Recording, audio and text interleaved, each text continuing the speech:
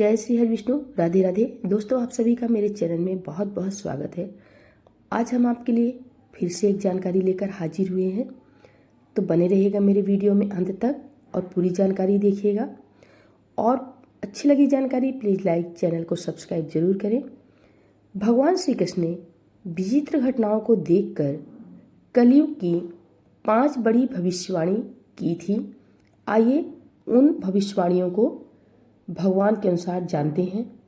महाभारत का रक्त रंजित युद्ध होने के बाद पांडवों ने कई वर्षों तक हस्तिनापुर में शासन किया, लेकिन पांडवों का मन राजकाज में नहीं रम पाया, क्योंकि इतने भयानक युद्ध में पांडवों ने सिंहासन तो प्राप्त कर लिया, लेकिन बाकी सब खो दिया। वहीं द्वापर युग समाप्त होने की तरफ बढ़ रहा था। श्री कृष्ण जानते थे कि द्वापर युग के अंत के बाद कलयुग का आगमन होगा। श्री कृष्ण पांडवों के सामने भी इस बात का उल्लेख कर चुके थे। ऐसे में एक दिन अर्जुन ने श्री कृष्ण से प्रश्न किया कि कलयुग क्या है और कलयुग की गति क्या होगी। अर्जुन का सवाल सुनकर श्री कृष्ण ने मुस्कुराकर कहा, हे पांडु पुत्रों, तुम सभी वन में जाओ और वहां तुम्हें जो भी विचित्र दृश्य दिखाई दे उसके बारे में आकर मुझे बताओ। श्री कृष्ण की आज्ञा का पालन करते हुए सभी पांडव वन में अलग अलग दिशाओं में चल दिए। इसके बाद जब पांडव वापस श्री कृष्ण के पास लौटे तो श्री कृष्ण ने उनके देखे दृश्यों के आधार पर कलयुग की भविष्यवाणी की। युधिष्ठिर जब वन में भटकने लगे तो उन्होंने देखा कि किसी हाथी की 2 सूंड है। युधिष्ठिर को यह देखकर बहुत ही आश्चर्य हुआ। युधिष्ठिर काफी समय तक वहीं पर रुककर यह जानने का प्रयास करते रहे कि आखिर इस हाथी की 2 सूंड क्यों है, लेकिन उन्हें कोई उत्तर नहीं मिला।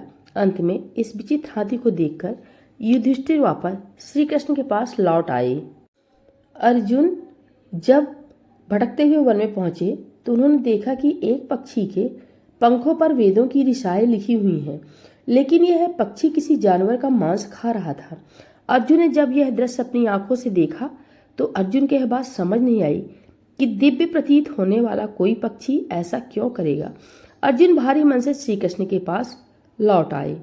भीम जब वन में भटकते भटकते पहुंचे तो उन्होंने देखा कि एक गाय ने बछड़े को जन्म दिया और बछड़े को प्रेम में इतना चाट रही है कि बछड़ा घायल हो गया।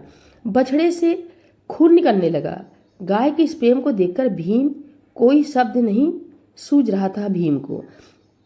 नकुल ने वन में देखा कि एक बड़ी सा पत्थर लुढ़कते हुए आ रहा है। इस बड़े पत्थर ने रास्ते में पड़ने वाली सभी पेड़ पौधों को गिरा दिया। इस पत्थर को मजबूत दिखने वाले पेड़ भी नहीं रोक पाए, लेकिन जैसे ही यह शिला एक छोटे से पौधे के पास पहुंची, उस पौधे का स्पर्श पाते ही यह पत्थर वहीं रुक गया। नकुल ने यह दृश्य देखा और इसे बताने के लिए श्री कृष्ण के पास आ गए। सहदेव ने वन में देखा कि आसपास 5-6 कुएं हैं, उन सभी में पानी है, लेकिन इन छोटे कुओं के बीच में जो बड़ा कुआं है वह बिल्कुल खाली है, जबकि बीच का कुआं गहरा है, फिर भी इसमें पानी नहीं है।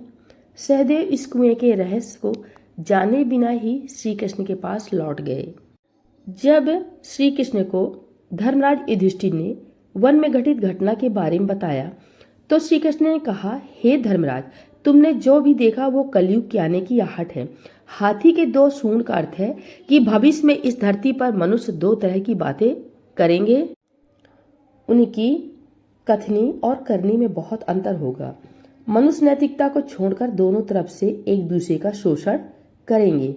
श्री कृष्ण ने अर्जुन से कहा, हे पार्थ, वन में तुमने वेद की ऋचाएं लिखे जिस पक्षी को मांस खाते हुए देखा है वह भी कलयुग का संकेत है। कलयुग में ऐसे मनुष्य होंगे जो दिखने में तो ज्ञानी और ध्यानी होंगे, लेकिन दूसरी तरफ किसी अन्य मनुष्य पर इस तरह अत्याचार करेंगे कि उनके शरीर से मांस दिखने लगेगा। इसका अर्थ यह है कि ज्ञान का दिखावा करके मनुष्य एक दूसरे के मांस का भक्षण करेंगे। उन्हें केवल पद और धन से ही मतलब रहेगा। श्री कृष्ण ने भीम से कहा, भीम, जिस तरह तुमने गाय को अपने बछड़े को वात्सल्य में चाट कर घायल करते हुए देखा, उसी तरह कलयुग में माता पिता अपने बच्चों के मोह में इतने अंधे हो जाएंगे कि उनके सही गलत का ज्ञान भी उन्हें नहीं होगा। अंधे प्रेम में डूबकर माता पिता तब तक बच्चों को प्यार करते रहेंगे जब तक कि उनका अहित ना कर बैठे। श्री कृष्ण ने नकुल से कहा कि कलयुग में ऐसा समय आएगा जब मनुष्य का पतन इतनी तेजी से होगा कि अपने संपर्क में आने वाले बड़े और मजबूत दिखने वाले मनुष्यों को भी वह पतन की ओर ले जाएगा, लेकिन एक छोटा सा पौधा यानी हरि नाम उस मनुष्य के पतन को रोकेगा। इसलिए कलयुग में हरि नाम जपने से मनुष्य धर्म मार्ग पर टिका रह पाएगा।